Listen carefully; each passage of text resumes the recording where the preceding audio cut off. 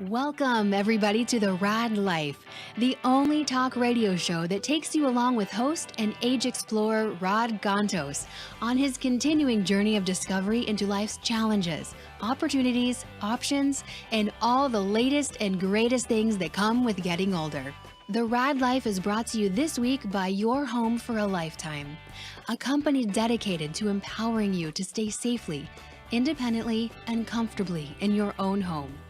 And now here is your host, Raad Ghantous. Hello, everybody. This is another episode of the Raad Life, and we are coming to you from the illustrious or infamous, I can't tell what it is this week, studio of OC Talk Radio. It's the PAC studio. It is the PAC studio? I thought it was Baca, though. Oh, don't go there. Yeah, we were talking before about grandparents, and your guest is expecting her first grandchild, and I said, baby boomers don't want to be called grandpa and grandma anymore. So it's whatever name the kid comes up with, you grab onto it. Mine was Baca. So I'm going to put this out to our listeners. If you think Paul's name Baca reminds you of some other, and I will not mention, character The from Star Wars, character. would you please just email us, text us, whatever, you know? But yeah, we were talking about that, and I think we should do a show on that. Actually, it's kind of interesting, these little idiosyncrasies that baby boomers have relevant to identity. We kind of touched on it before. We used to say, okay, you know, that people were baby boomers were yuppies, and then hippies, and then they were yuppies, and then, you know, what are they now? And we used to have a challenge that, you know, everybody who sat in the chair would, what do you think what baby boomers should be titled? Superpowers. Well, I came up with the perfect name. Well, for hold baby on a boomers. second. I know you're like very proud of this, but hold on a second. Let me set it up. So one time, actually, we had a lady sitting, Ellen, sitting there, and she said, well, why do I need a label? I am just Ellen. No. Which was kind of really interesting, right? It's like, baby no, I will not boomers, be yeah. pigeonholed. I will not be put in a neat little box under some sort of, you know, marketing-based label Right. as a baby boomer, which spoke actually truly to the character of a baby boomer, right? Individuality. And then, Paul, go ahead. Tell people what you came up with years later after we struggled with this. When I was young, I was a hippie. Then I became flipped the other way, and I was a yuppie. Now I'm just a pissed off old person. I'm a poopy. So, with that being said, I think, Paul, now you can go back to his, you know, corner. It's like me. he's like Phil the groundhog. How many days of come out winter next will we year. still have? You're going to come out next year, okay? But we do have sort of a revisit on the show today. Yeah. From Diana Sabatino, who's the head of the local chapter of the eWomenNetwork. Yep. And reigning managing director. Reigning managing director. Of the year. I did not get this memo. Yeah. It's a big deal. Wow. Yeah. I 118. only wear my tiara every, when I'm at home. I don't normally You know, wear one. I noticed at the Center Club when you walk in now, you do the little wave. Yeah, see, and it's Diana. It's so Diana, yes. princess, Yes, lady. exactly. all that Exactly. good stuff. Okay, now it makes Yeah. sense. I was wondering what was going on with your, the it's carpal tunnel. What was it? It's like screwing in a light bulb. That's right. Yeah. You know, I think that's the best explanation I've ever heard, Sandra. Okay. So Diana reached out to me about a week or so ago and said, you know, we have a special opportunity with a particular lady coming into town, and that we should get her on the air. So Sandra Yancey, nice to have you on the It's air. wonderful to be here. And I'm glad, I know you had a busy schedule this week, so I'm glad we were able to do this. This is the highlight. This is the highlight. This is the highlight. Oh, she's good. I like this. All right. So you have an interesting background. Thanks, Diana, for sending me the bio. Of course. And I really, and this, we didn't really get a chance for me to kind of warn you, right? But I want the background story. It's kind of like a Paul Harvey show, right? I want the rest of the story, right? You guys have a great Paul organization. Harvey makes you definitely a boomer. I just want you to know. I'm actually a boomer wannabe, according to Paul. I missed it by 1 year. Okay. So Mr. Irish salesman over there, when he sold me on the idea of a show, said, we want to do a boomer show. And I said, well, one problem. I missed it by 1 year. He goes, it's okay, we'll call you a boomer wannabe. Now sign on the dotted line. Let's get going, right? Okay. But yeah, you know, I think a lot of this, the content that's out there today, a lot of the stuff that we're so inundated with information and stuff out there, that's almost a cacophony of content, right? Yes, you don't yes, really yes. see it anymore. And I think to anchor it, to actually give it a little bit of authenticity and sort of a sense of personal journey, I think sometimes that's where the story actually at least starts. Yes. Right, for sure. because you get a sense and foundational knowledge of why the success is happening. Right. I mean, you guys have an amazing organization. You have an amazing, 118 chapters. Right. Right. United Kingdom and Australia now. Wow. So international too. Yeah. And you've been at it, I think, if I read the bio correctly, 20 years. Yes. I can't even believe it's been 20 years. Well, This is that's our great. I mean, 2020 and our 20th anniversary. it's amazing. Yeah. And so let's give people a little bit of a recap on the eWomen's Network. Okay. And then I really would like to, take me on the journey. Yeah. Okay, what were you doing? Because you weren't doing this all the time. Right. And then how did you get to this? And why? And Yes. how has that journey been for the last 20 years? So I started the business when I was 40, and I think that's a major message in and of itself, that it's never too late to start. Right. And sometimes when we think that it's almost over and we're entering into this final season can actually be the beginning. Yeah, no longer a reality. I mean, Right, that encore right. career, Yeah. the fulfillment later. Yeah, absolutely. Exactly. I came out of corporate America. I did 13 years in a Fortune 500 company. I'm a small town Midwestern girl, farm girl, born and raised. And I moved to Dallas. My husband moved to Dallas. By that time, I had my own consulting practice, which I'd had for about 7 years. And I moved to Dallas, and I was like, oh my gosh, in Dayton, Ohio, I thought I lived in the Big D. And then I moved to Dallas. I'm like, oh, what is all of this and all of these people? And, it was one of those things that I just said, okay, well, I'm going to find my clients here in my backyard, and I'll be home with the kids. But I didn't know anyone.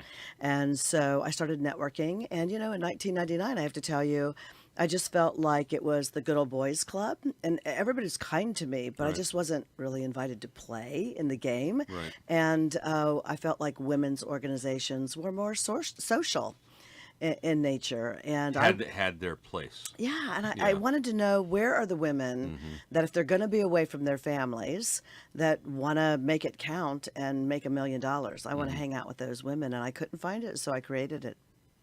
That's amazing. So it was basically driven by a geographical move, and then the reality of the situation there. And Yes. and it's, I think it's important to point out that we take it for granted. For example, in liberal California, as much as there are close circles, Yeah. that there's still more of an entrepreneurial kind of. Everybody's from somewhere else, so Right. there's always sort of openings if you really push hard enough to get there. In certain parts of the country, that's not the case. Right. It's a more insular, more enclosed circles, and you really almost have to be invited in some Right. cases. So, Right. you couldn't find the door, so you built yourself one. Yeah, and I'm an introvert, so I'm not comfortable in crowds. She's an and- introvert that runs 108, an organization that's 118 chapters and has international. You know what? Yay for And introverts. it's on stages everywhere. I'm sorry, Sandra. I'm not buying it. It's true, though. It really is true. I'm only joking, by the way, because I think a lot of people that are visibly extroverted, and I can relate to this. We need our little area Yeah. to just go. It's kind of like And the recharge. phone, Yeah. You kind of use your battery up and you need to go away. You and got to recharge. recharge. Yeah. Yeah. Yeah. So where do you go recharge? I do a lot. I'm a meditator. I really believe in mindfulness. I think it's really important for me. I spent a lot of time in my life working on, the education, and I thought success was about being smart. And what I've learned is that real success is about getting in alignment with your heart, and your heart has a language your mind doesn't understand. Yeah, you can read all the self-help Yeah. and business books out there, and unless that is in alignment, you're not absorbing it. Exactly. It's meaningful to you, right? Exactly. Yeah. And your mind screams at you. I think we've all got that, what I call my little critical Christina. That's who do you think you are, and what makes you think you can do this. And my heart is just, it's, when you're aligned with your heart, you get aligned with your calling. And your calling is, what I love about your calling is when you know what it is it never deserts you. It never goes away. Sometimes even when you push it aside. I know I've had my moments where I've gone to bed saying, Because you doubt it. I'm done with this. You doubt right? it. You know this can't be what I'm feeling. Right. And then whether it's societal ingrain or it's well-meaning primary relationships or parents. Some of or the people something. that love you most. they're trying to protect you Yeah. is really what it Yeah. is. It's coming from a good good place. place of intention. But when you get in alignment with what you are supposed to do, it just never lets you go. I'm going to share something with you ladies because it's kind of interesting. A few years ago, my primary bread and butter is I do commercial interior design, so hospitality work, spas, wellness centers, hotels, restaurants, right? I worked for a couple of large corporations, do like number 1, number 2 in the world for that kind of industry, and then went out on my own in 2003. A few years ago, we celebrated like being in business for 10 years, right? And so we put out a You know what a big deal that is? invite. Oh, it's been what, 2003. We're Okay. at 2020. Yeah. So yeah, 17 yeah, years. and Yeah. and that's why I said the journey is really an interesting thing because Yes. there's a lot of stuff along the way that's not the highlight reel. That's actually really where the meat and potatoes are, right? The meaningful stuff. Yeah. So we wanted to celebrate an event, our being in business, and so I put out to the spa industry. We donated like $40,000 worth of design fees. And we had people submit why they should get it, and it was everything from students to people that have been in business for years and all this stuff. It was really cool. We got the whole the industry basically. I got about, I think I had more people that were judges than there were entries that participated, and part of it was my need for plausible deniability. It's like I didn't pick. Yeah, right, Somebody right, else right, did, right. right. But as a result of that, the gentleman that got selected was a guy who was curating his father's art collection, and his father was a ceramicist and a painter, right, in Kentucky, by the name of John Tuska, and a shout out to Seth Tuska, who created his father's stuff. And he came to me and said, I just want to get art in spas. And I looked at this father's work, and again, the more meaningful stuff was between the margins, okay, between the words. And I started looking at stuff. I said, no, your father had this thing with his journey through ceramics and arts is actually a journey of daring to do stuff. Yes. Right? And it really culminated. So we took the idea of not putting just art on walls, but we took the idea of this philosophy behind his unintended journey Yeah. as being a place that could be a respite and retreat for people to explore Yes. in all different mediums, right? And it really cemented itself when I came across a piece of art that his father has done. And it was about a classic piece of mythology. It was about the story of Icarus, okay? Who he and his father, basically fashioned wings out of wax and feathers and tried to fly. And then, Icarus didn't heed the warning of his father and flew higher and higher until he got to the point where it was at the sun. And he basically, the wax melted and he fell to his death. The interesting thing about this was that the title usually associated with the story of Icarus is the motto of the story, the crux of the matter, which is Icarus's fall. John Tuska titled his piece Icarus's Flight. Right. Right. Right. Perception. Right? And that one slight change in word with the same beginning letter, okay, basically says dare. Right. Right? So going to what you were talking about, right? Here's a situation where, dare to be. Yes. Because well-intentioned, well-meaning people, society as a whole, all this stuff in trying to protect you, not necessarily maliciously, That's right. will deter you Yes. from that inner voice you're To talking keep you about. safe. That won't work. That's been tried before. This is not the right place for it. It's not the right time for it. How much time is that going to take you away from your children? Right. How much is that going to cost you? What's your backup plan? All of those kinds of Arguments for questions. limitations almost, right? Exactly. Yeah. Versus the conversation of what actually could be. Right. So as a it sounds result. to me like you guys you developed and provided an environment where those can be either supported and worked through, or somebody can say, why not? Yes. So our philosophy is, we look at people that have achieved great things and we go, wow, they're so big, right? And so our conversation is, what's your so big? What is that? And then surrounding you with people who will say, and take you higher. Because even in your so big, you often have self-imposed, unconscious limitations around it, right? Yeah, hey, listen, Right. I'm good. Yeah, Let yeah, me yeah, not yeah. risk it. Yeah. And what if? Yeah. And what if you were bigger? And what if this went worldwide? And what if you made $1 million? And what if you served these numbers of thousands of customers whose lives are changed and impacted by the products or services that you provide them? You know, and getting in touch with the capability. I mean, there's 1,440 minutes in a day, right? And the same minutes it's not that going to change. Beyonce has. Right. Right. You're right. I mean, nobody gets a minute more, a minute less. Right. As far as I know, we all are getting 24 much. hours in a day. Pretty much, You know, yeah. so what is it that people are tapping into that's allowing them to identify and become there so big? Well, Right. and you said something, I think, Sandra, that's kind of really interesting too, because it's also a sense of personal fulfillment.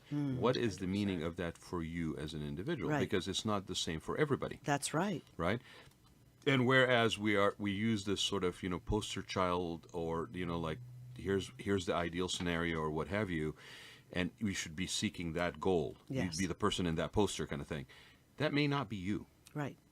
But where is it that you can safely explore that and Yeah. say, you know what, my definition of satisfaction and success is this balance between maybe family and this, and the fact that it may change over the course of my life, that this is still a successful journey, and not like I'm basically not a success. Because it's a funny thing, especially with social media these days and all that sort of is. Somebody said to me the other day, said, why is it's kind of funny, we lose ourselves in comparing our reality with somebody else's highlight reel. That's right. Right. We are bombarded by highlight reel, which may even be 8x10 glossy surface, not really with depth, Not really right? what happened, yeah. And so where do you go and feel that you are in a safe environment to explore that, and not because you don't seek to be, at the executive level of a Fortune 500, and that's not your definition. You can still be a success in your own definition. Right. So you have, how many members do you have? We have 500,000 people that are connected to us through all of our channels. That's amazing. Yes. I mean, yes, it's 20 years, but that's amazing. Yes, it is. It is, especially in today's environment. And we are. It's Google is a big sponsor of mine. They accompanied me on my tour last year, and it was interesting to me. Here is the largest search engine in the world, total technology based, wanting to get in front of eyeballs. And it's just a reminder that there's nothing like the eye-to-eye, face-to-face, knee-to-knee, heart-to-heart connection, right? It is really the ultimate disruptor opportunity. It's actually funny. It's becoming more of a disruptor opportunity as people shy into that 100%. impersonal. Yes. And, Yeah. and it's sad because when you had no other option, you develop certain skills Yes. of being out there and interacting. Yeah. And I'm not necessarily just small talk or whatever, but just the way to read a room, the way to basically give and receive, to pay it forward, that kind of stuff that was in person. Yeah. And it's interesting because we have now a generation that, and I know I'm generalizing a little bit because I used to teach design school, and I thought I had millennials in my classroom, and I actually had like Gen Zers in my classroom. I really got really old very quickly. Yeah. So I know it's a generalization; it doesn't really apply. But we are raising a society that is disconnected from these skill sets that maybe we had the fortune of being exposed Totally to. wired yet disconnected. Right? Isn't that kind of ironic? Yes. It's very Yeah, ironic, right? Right. So how do you guys do that? Because I'm assuming that with 500,000 members or people affiliated and associated with the organization, you have a whole range of we do. backgrounds. You have a whole range of ages, a whole range of industries, right? Yes. Well, our sweet spot for sure is the late 20s to the 50s. I mean, that's really our sweet spot. But it's interesting. I feel like I'm seeing a change. I think that we had a phase in which I felt like the boomers were kind of looking at the millennials as you know what I mean, the disconnected. Pretty much kind of every thing. generation But let me does just that, tell yeah, you, yeah. there's a lot to learn from It's true. our millennials, and they're rocking it, and they're doing amazing things. And I think there's things that are in their blind spot that can only be achieved through wisdom. And so it is, I think, the combustion of what happens when you integrate the two. And I believe we are accelerating the success of millennials, and it's also accelerating the success of the boomers. Sandra, it's funny because we've talked talked about this here. I mean, I've been doing this show for about 5 years, and it started off as being a baby boomer focus, right? And then became a journey of what is interesting for me, and I bring that, right? And fortunately or unfortunately for our listeners, I am very nonlinear. So basically, my interests are all over the map. Right. But it makes for an interesting, I think, show, or I hope so. One of the things we've always talked about, because Paul basically is the in-house poster child for baby boomers, right? and we've talked about how baby boomer characteristics, especially before they got kind of disenchanted and worried about their future, and I haven't saved enough money for my older years, and what do I do now that my 401k took a hit, and all this stuff. And in a society that basically says, oh, cool, I get 2 younger people for the price of 1, so sorry, baby boomer, right? How do I reinvent myself? Encore careers, right? Before that, there were characteristics that the baby boomers prided themselves on reshaping reality, reshaping society by virtue of numbers, by virtue of interests. And the millennials, and how there are similar characteristics expressed in different ways. Exactly. And bringing that together is just magnificent. Yeah. And I also feel like boomers think that millennials are somehow frozen in time. They're not teenagers. They're now in their mid-30s, upper 30s. I mean, these are, they're in the prime of their life, right? And they're doing phenomenal things that, I just love to be around them because it enlightens me into things. Well, I would think it would also reinvigorate, right? That spark and that fire. Yeah. That maybe over the life of a baby boomer has gotten a little bit, maybe not diminished, but quietened down a little bit. And here you are in a point in your life where you don't have necessarily maybe the responsibilities of raising the kids, or worrying, about doing the work only to bring in the money, but they could have a more of a community reward, a volunteer component. Another level of fulfillment. If we've done it right by raising our kids, they do move out and grow up and start to have their own life if we do it correctly, which I think just opens up a new season of. I just really feel like I am just entering my prime. I almost feel, honestly, while I sit here today, like I haven't even gotten started yet. Right. Very excited about what's around the corner, even though you've been doing this for 20 years. Yeah. Yeah. I had an opportunity earlier in the week to interview the lady that runs the Meals on Wheels Orange County, that runs basically 32 senior centers. They feed 1 million meals a year. Wow. And that's only half the county. Yeah. Okay. And we were talking about how, and I went over to like a health care center that they have, and they had people, basically these seniors that were sitting around waiting to demonstrate for me how they're going to box a punch a bag. And it's a new program they're putting in, and there's direct benefits to Parkinson's, Alzheimer's, repetitive action, conditioning, memory, all this stuff, letting out frustration, and depression. Right. So totally. We started talking, and it's interesting because we're 2020. 40 years ago would have been 40 years ago, 1980, right? Right. Okay. 1980, a person who's 70 today, 40 years ago was 30. Right? In 1980, they had already been doing 10 years of Jane Fonda and Jack LaLanne, right? And they were already basically, doing meditation. And if they were, baby boomers, they may have come off from a little bit of the ashram mindset, whatever. Why is it that we, to your point, they're caught in snapshot in time for millennials? Why is it that we do the same thing also for seniors? Exactly. I know. I mean, I saw an article the other day about a lady in her 70s that was skateboarding. Yes. And it was like, well, she's been skateboarding all of her life. Right. So why should she stop? She's more careful skateboarding at 70. Right. But why would she? Well, there's a woman that's on Instagram that is in her 70s, I think she is. And, I mean, she's got 700 and some odd thousand followers, and she's doing fashion for women in their 70s. I mean, she's reinventing what it means to be, beautiful and sexy, and totally her without all of the digital Botoxing going on. And just owning who she is. The lady, I'm connected with the lady that produced the movie Grey is the New Blonde. Gray is the New Blonde. Yeah. And so, I have a little bit to learn on that one. I haven't gone there yet. I remember growing. Room to grow. Room to grow. There's always room to grow. There's always room to grow.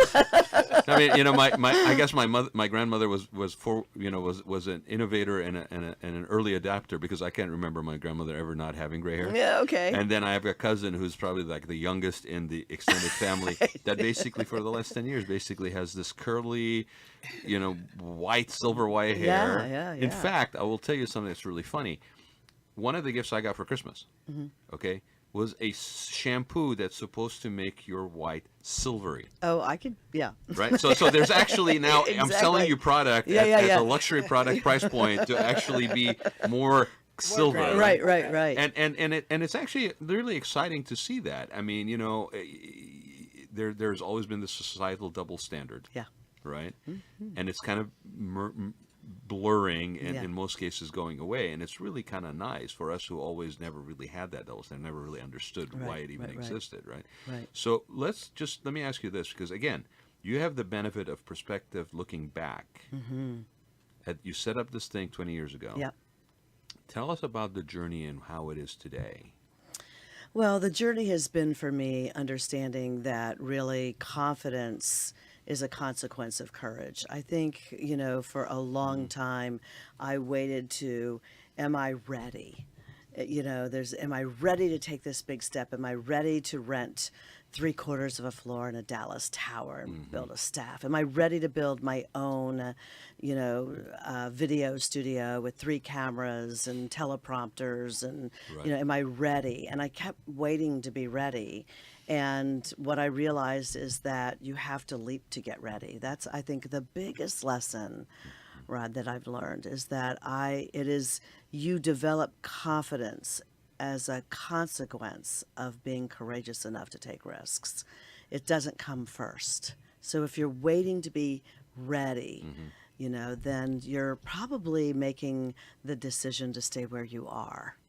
Well, or the argument for your limitation, right? Yeah, no, it's true. It's that same thing about daring, daring to be. Yes. Fill in whatever you want after that, but daring to be, right? And there, I mean, take a very simple example, right? Somebody will have an opinion. It's like I tell people, opinions are, and I'm going to keep it clean. Opinions are like elbows. Everybody at least has 2. Yeah. Okay. I love that. Right. And they will switch back and forth on you and drive you crazy, right? But opinions are like elbows. Everybody has 2. So it's interesting when you ask somebody a topic. I mean, when was the last time you asked somebody some opinion about something or shared something, right? And they said, you know what? No, I really have nothing to add to this. Yeah, right. Exactly. Nobody says that, right? Says that. Everybody's got an opinion. No, right. So it's funny how when it's something like, but let's take something that's current, like this coronavirus, right? Everybody has an opinion about the coronavirus. Right. And I'm like, okay, but the truth is, unless you are actually experiencing or are 1 degree of separation from somebody who's experiencing that, all it is an opinion. Right. The what if, what we should be, and it's really funny because I had an opportunity to present at Cal State Fullerton with a gentleman, met him like maybe on the phone 45 minutes or a day before, talked to him for about 45 minutes, and we sat in this room, and it was really interesting the synergy that was there. But he said something that was very profound to me. We spend so much energy, and we justify it as being, if we think the worst, we can prepare for that. It is our natural inclination to go negative, though. Right. Yeah.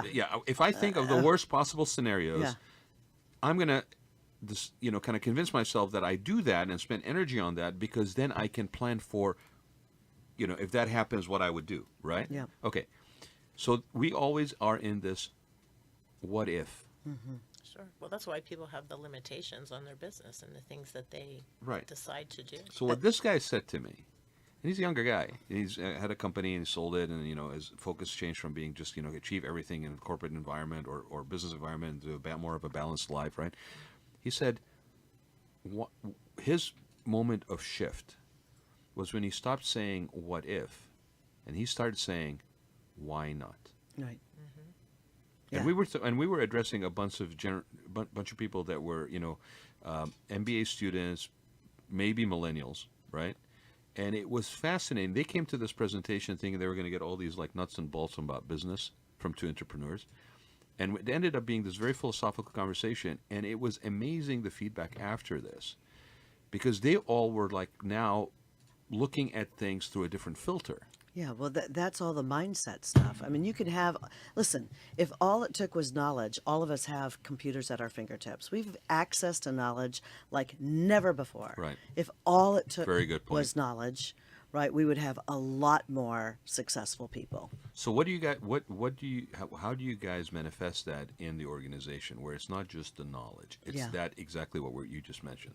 It's the mindset. It's the mindset. So the first is you do have to pay attention to what are the repeated tapes in your head, and how are they holding you back, and what is the decision that you're going to make around whether this is serving you or not. And if it's not serving you, how do you begin to release it, right?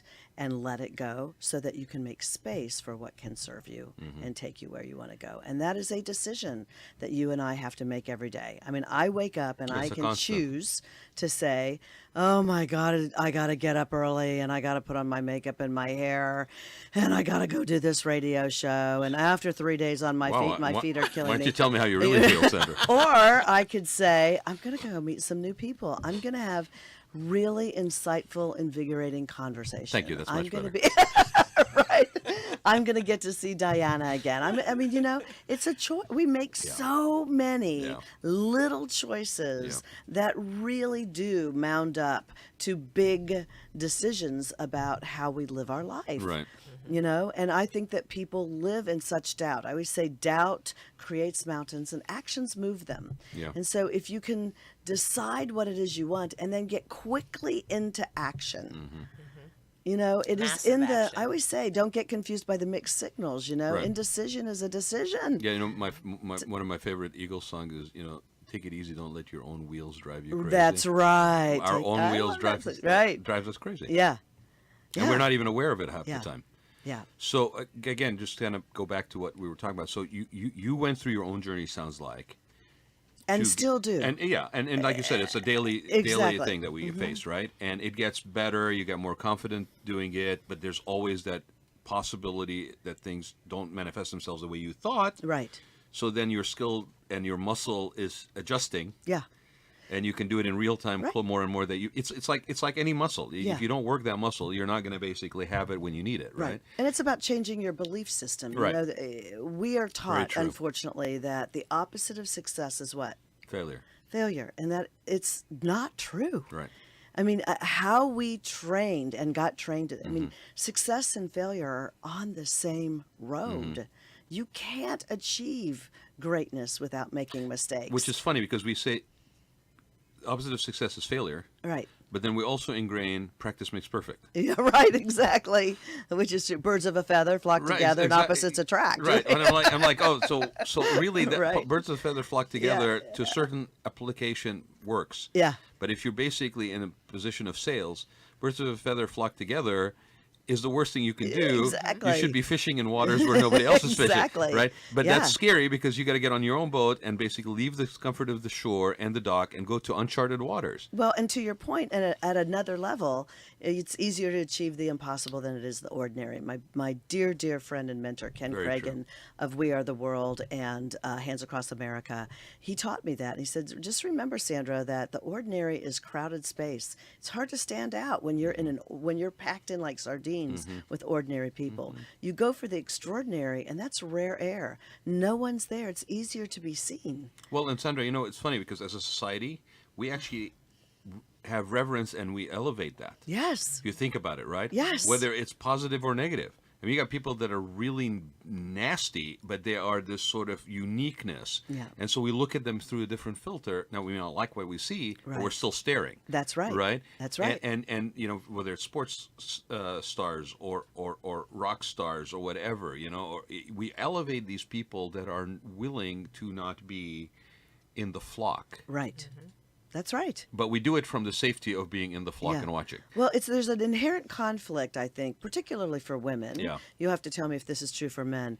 This inherent conflict between wanting to stand out and fit in. Oh, I think it's non-gender specific. I mean, I actually am, and I'm not taking away from the women's struggle and the reality of the life that you guys have it in a much different way. and difficulties and the challenges that you have. But I think part of the story that's being missed also is that this journey and the struggle is not necessarily gender specific. It may manifest itself in a different way along different points of life. But if we were to be really honest, I think that is not an uncommon thing. And what's funny about it is because you guys, I think, women are much better at establishing that strength in circles, that social camaraderie, that tribe, if you will, right? And to do it in a manner that isn't competitive but collaborative, right? Than men. But that doesn't mean we have an alternative to that. We actually, as we get older, I think, have less and less support circles. Interesting. And I mean, I'm looking at the guys in the room and that are off camera, and they're both shaking their head, right? It's very, very true. And I think that is something that is a story that's not told, because there's some sense that, oh, no, we got it. We don't need it. Pull yourself by your own bootstraps, stuff like that. But the truth of the matter is, there's a lot of commonality between the journey that women have had, to be honest, more publicly now, right? Right. And what men are really dealing with, but it's sort of silent for different reasons. Well, I'm going to challenge you a little bit on Please that. do. And because what's different for women is that we haven't had access. It's true. And so, having access to opportunities Right. is when we feel like we have the competencies, the skills, the desires, and no one is opening the door. Or if the door is opened, it comes with, a set of choices that we Expectations have and to choices. make. Right. Well, but at this point, after 20 years, Yes. Okay. Well, that's And- why I left corporate America and built my own, Right. And multi-million-dollar global business. I totally get it. I mean, I think there was a paradigm shift that was starting to happen for different reasons for different people, right? And I happen to be involved a lot with the spa industry. So the spa industry is majority-wise is women. And so we have a lot of these organizations that are basically have sprung up in the last five years or so that are very women-focused within that organization, right? Okay. Sorry, We're great at community. I will admit that, and that's really what eWomenNetwork is. Yeah. It is a community. Right, and you guys are Right. brilliant about it, actually. Okay, I would at this point not necessarily challenge, but I would offer up a slightly additional piece, which is your point was we did not have access, which I completely agree with. Right. Right. You did not have access to opportunity. Right. I think at this point, not completely, but you guys are formulating your own opportunity. That's true. So you are not really limited to access to opportunity because it's not even the old wells where that opportunity was, the old circles, the old industries. Right. You're formulating your own. Right. We're redefining our access point. Absolutely. It's creating new roads, right? Right. There's the 405 or there's another route. Yeah, it's an arterial And so- that basically leads me to the same goal, maybe even more interesting journey.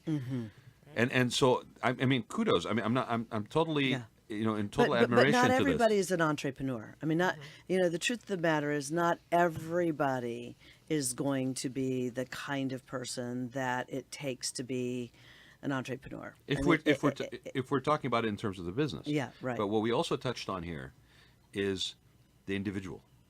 And so everybody is an individual. That's true. Right? That's true. But going back to the purpose of this organization, you're right. Not everybody has that will, Right. the desire, Right. and there's nothing wrong with that. Right. But see, I'm also passionate about not just the entrepreneurs, but I'm passionate about for the people that say, I don't want to be an entrepreneur, that's not of my making. And but I do want a career. I'm equally passionate to make sure that they have access. What kind of And what kind of percentage in your organization do you think are entrepreneurs versus people that are maybe on a career path? Do you have oh no, we are 95% business owners. cool. Oh yeah. Yeah. Or women that are looking to transition and are trying to make plans, right? And then we have the entrepreneurs that are really their own business like myself, but then there are those that might be working for a financial services where they have the infrastructure and access. The support, but they're independent. Right, but they're independent. Right. Yeah. Yeah, So so that's it's a different language. Yeah, it's yeah. a different form of being, a different way of living, a different conversation. Oh, absolutely. Yeah, I mean, and you can't really, excuse me, you can share, Yeah. but you can't really experience that unless you're in that space as an entrepreneur. Right. Totally get it. And I think the reason why I asked that question is because people who are listening to this, they're saying, oh, this sounds really a great organization to be part of. I just wanted to preface that, there's certain basic commonalities Yes. between the members. Oh yeah, and That- just to be clear, I mean, we have men that belong to eWomenNetwork. We're not anti-male. Right. I mean, I've been with my husband for over 40 years now. I met him when I was a senior in high school. We married. I mean, he was in a band on Capitol Records. I mean, the chances of us surviving. What instrument? Drums. Oh. Is there a sexier instrument to play? So do you march? I'm going to ask him. He's off camera. Do you march to your own drum as well? Clearly. Clearly. Oh, okay. That was And just, we work together, so his creative side, I'm more of an operations person, and it comes together, and therein lies the beauty and the conflict, Yeah. right? But how did we get on this topic? I don't even know how I got told on you. it. I told you we're going to go beyond. No, I think it's important because Not being anti-male, that's what it anti-male. was. I No. mean, I've got a 24-year-old son, I mean, I love men, Right. but I do know that men and women speak different languages, and we make decisions Mm-hmm. differently. And we need to reframe what success is. Many women don't believe they can have it all. I'm of the belief that you can, and I get worried when people think and people in positions of influence say that you can't have it all, because what you believe is what you'll prove to be true. Yeah. Right? What you think you will manifest. Yeah, what you think about, you bring about, Yeah. so to speak. Yeah. And so I believe that women haven't had a lot of, multi-million-dollar women business owners that are in healthy marriages, that have great relationships with their children, and their children even maybe work in the business like mine, or they've got great girlfriends, right? And they're, boss babes in a really big way. And we need more of that so that women can see that it's not either or. It's not. Which unfortunately is still part of the thinking. It is Yeah. part of the reprogramming that needs to be done, but it's hard to undo. But when you decide, isn't life a lot about decisions and choices? Once you decide, is this really truth for me? Are these things, these beliefs that I've had, are they really true? Are they serving me well? Are they mine, or did I pick them up along the way? Yeah, where did they come from, even from people that love us the most? And can I find ways to maybe redefine that for myself? So Sandra, we're almost at the hour here, but again, you've been successfully doing this. It's an amazing organization. Congratulations. Thank you. It's a lot of hard work. I'm sure. It's really important. Success is really hard, but my philosophy is being broke is harder. So you kind of have to pick your bucket. Right. Well, and obviously you're very passionate about this for multiple reasons. So Yeah. that is also part of what really shores up Yeah. that, for you to deal with that hardness and those challenges that come along. Yeah. So 20 years. Yeah. Successes. You guys have a conference coming up. We want to plug here at the Center Club down the street on the 12th, I believe, of I'm March. coming back on March 12th. Right. And what is the title of the conference? It's all about how to scale your business. 5 things that I do and continue to do to grow my business every year, by at least 30%. So give people a little bit about that program, and how do they find out more information about it? Well, the best way to find out the information is to go to eWomenNetwork.com and then just click on events. And then when you do that, you'll see California, and you click on Orange County, and you reach out. You've got Diane's picture and her phone number and her email, and she will get you all hooked up. Our reigning, that's the cool thing about Orange County. This is our reigning current managing director of the year, which I can't even begin to tell you what a big deal that is when you've got 118 chapters and you get picked to be the best. Yeah. And so she is rock solid, and I'm going to be talking about how you use your story to really help people understand who you are. People buy you more than just your product and service. And your story is an incredible part of that, and it's okay to share some of the things that you've overcome, because, that can be a page in somebody else's survival guide, right? I'm listening to a book on story branding. Okay, I know the book. Right, Yeah. I think the company is called Story Story Brand or Brand. something. Yeah, Story Branding. Right? And it's interesting because what you just described is the classic. A person goes down a path, they are challenged, they make a decision, they're uncertain, and then some catalyst, whether it is in the form of a mentor or a certain form of a guide or something, comes along, and they basically face that challenge. Every single story, every single thing you have ever encountered in literature, in music, and whatever, follows this basic, story line, and there's a reason. Yes. So why is it that when we get to a business that is based on product and service, that we try to basically almost homogenize it to the point where you take that personal story out? Because that is exactly what resonates with people. That's what gives a sense of authenticity. I think it comes back to the very thing you started the show with, and that you have to dare. It's risky to share your story. Yep, exactly. But if you don't risk, you fail by default. Yep, the outcome is guaranteed. Exactly. Right. Exactly. So I don't know that I've ever asked this question, but this is a great opportunity to do so. For a woman that has basically gone through corporate America, set up this because it wasn't fulfilling, and now you are 20 years later. Yeah. Okay. And with this, renaissance of women that's going on, right? It's been going on for a little bit. Where do you think, I'm not saying that there's a journey end, but where you feel we've gotten to a point? What manifests itself with that? Where is it where you ladies would feel we are now feeling a sense of equality? Well, let me just tell It's you, a constant I think evolution. Yeah. But do you feel Raad, closer to that? there's this thing we could do a whole show on the. Well, I plan to have you back, so don't worry about that. The power of timing. Yeah. It's timing, right? All success, all choices, all actions we take, we decide in some kind of way, is this the right time? Mm-hmm.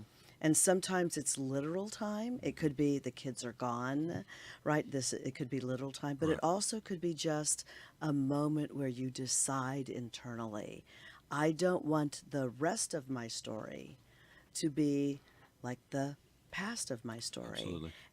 And everything happens in seasons and for reasons and all of that, right? But understanding what is that time when you're talking to someone about buying your product and service, what's the time that you finally say, are you ready to buy? It's timing. And it's a little less, it's harder, I think, to define, but it exists nonetheless. And I guess you just And know it's when you're timing. experiencing it? It's timing. Yeah. You just suddenly know this is my time. When I'm getting ready to offer a product or service, I'll be in conversation with someone to make sure that they feel like they understand, they're developing trust, and I've just got to decide, I think this is the time. So what is it the time for now? I think it's the time for women to say, what do you really want in your life? And is this the right time to go get it? And if it is, then what's stopping you? What's stopping you? And I'm guessing that the answer to that question is as varied and individual as the person asking it. Yes. Okay. And there is a process despite that variance that I can help people work through to get to the other side. Okay, so let's give the website again, Sandra, for the upcoming event. Okay, it's eWomenNetwork, for E for Entrepreneur WomenNetwork.com, and right there on the home page. And what I love is in Orange County, you can actually do eWomenNetwork.com/Orange County, and then you just go right into Diana, right? That's Which it. is so great. Look for March 12th. March 12th. I'm flying back from Dallas just to be in a room full of amazing couple hundred women, and we're really going to get serious about how we scale our business, how we do us right? You don't have to give yourself Right. up, Right. right? And I'm living proof of the You, fact that you can have it all. yeah, you can. You Whatever can, that all is right. for you. You can be raised on welfare, single mother. My father died on my birthday when I was 5. You know, my brother died when he was 27. I was 26. Right. My stepfather died 6 weeks before I got married. I mean, everybody's got their story, and you can still decide. That's just a chapter. I mean, if you don't like the chapter you're in, keep reading. Yeah, it's not a snapshot. Take action. It's a film Turn strip. the page. Yeah. You were talking about this week. It's just a moment. Yeah. Right. It's just. It's just a moment. moment. It's a moment. It's not the Just it's a not the moment. whole reel. Yeah. No. Exactly. And the ending hasn't been written. You get Yeah. to do that if you dare. yeah. Exactly. Right.